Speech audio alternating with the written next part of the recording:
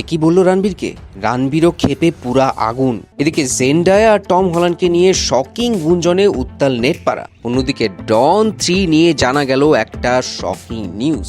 এদিকে কালকে ঘোষণা করলো মুক্তির তারিখ। করলো কি বড় কোনো ভুল? ফাইনালি থাকছে 15,000 কোটি রুপির প্রতারণায় ফাঁসলেন সাহিল খান। এই কারণে জানাচ্ছি গসিপসে। প্রথমেই আসি রণবীর কাপুরের কাছে। গতকাল রণবীর গিয়েছিলেন গুজরাটের সুরাটে একটা জুয়েলারি শপের উদ্বোধনে। সেখানেই ঘটলো এক শকিং ঘটনা, যেই ভিডিও এখন সোশ্যাল মিডিয়ায় ভাইরাল।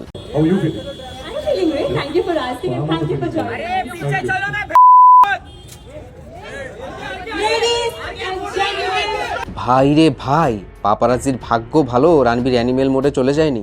এই ভিডিও দেখে অনেকেই বলছে যে রণবীর খুবই ভদ্র। এই জায়গায় ভাইজান থাকলে আজকে এই পাপারাজির রক্ষা থাকতো না।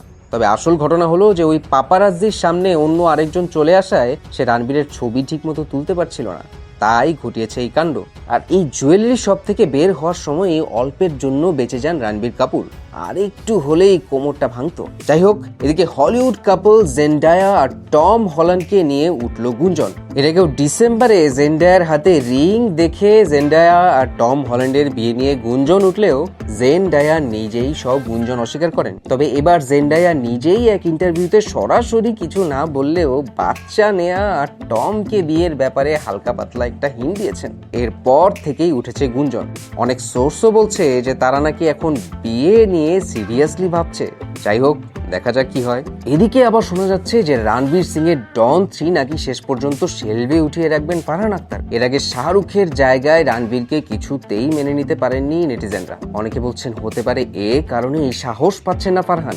এমনও গুঞ্জন উঠেছে যে রণবীর অলরেডি ডন 3 এর ফাঁকা স্কেজুলের জন্য কাজ খুঁজছেন এবং হনুমান ডিরেক্টর প্রশান্ত বর্মার সাথে তার কথা হচ্ছে। এরপরেই রণবীরের আবার সনি পিকচার্সের সাথে করার কথা শক্তিমান। কিন্তু এই ফিল্মের প্রিপারেশনেও এত সময় লেগে যাচ্ছে যে এখনো শুটিং কবে শুরু হবে তার কোনো ফিক্সড ডেট কেউ দিতে পারছে না। সো সময় হলেই সব বলা যাবে। সো দেখা যাক শেষ পর্যন্ত কি হয়। এদিকে এক্সাইটিং একটা খবর জানা গেল, আসছে 27 জুন মুক্তি পেতে যাচ্ছে ম্যাসিভলি হাইপড ফিল্ম কালকি। বিভিন্ন মিডিয়া রিপোর্টস বলছে যে থিয়েট্রিক্যাল, ওটিটি, স্যাটেলাইট রাইটস ইত্যাদি সব কিছু মিলিয়ে মুক্তির আগেই 600 কোটি রুপি বাজেটের এই ফিল্ম নাকি কামিয়ে বসে আছে 750 কোটি রুপি। তবে অনেকেই বলছেন যে ইলেকশন আর আইপিএল মিলিয়ে এই পুরো মে মাস আর জুন মাস মিলিয়ে লম্বা 50 দিনের একটা সময় পেয়ে যেত, যেখানে বড় কোনো ফিল্মও রিলিজ পাচ্ছে না। তাই অনেকেই বলছেন যে তাহলে কি কালকি বড় একটা ভুল করলো। তবে কালকি যে পরিমাণ হাই, এই মুভি যে সময় মুক্তি পাক ইজিলি 1000 কোটি কামাবে এ নিয়ে অনেকেরই কোনো সন্দেহ নেই। ফাইনালি আসি সাহিল খানের কাছে। মহাদেব বেটিং অ্যাপের 15,000 কোটি টাকার প্রতারণার মামলায় এবার ফাঁসলেন স্টাইল আর এক্সকিউজ মি ফিল্মের নায়ক সাহিল খান।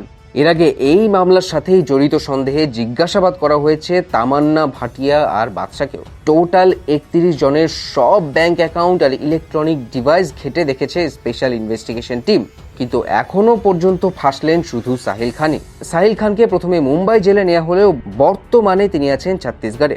অ্যারেস্ট হওয়ার আগে প্রি বেল চেয়েও কোনো লাভ হয়নি। তবে তিনি জানিয়েছেন যে বিচার ব্যবস্থার উপর তার ভরসা রয়েছে। তো যাই হোক, এই ছিল আজকের গসিপসে। সব কিছু নিয়ে আপনি কি ভাবছেন জানাতে ভুলবেন না কিন্তু।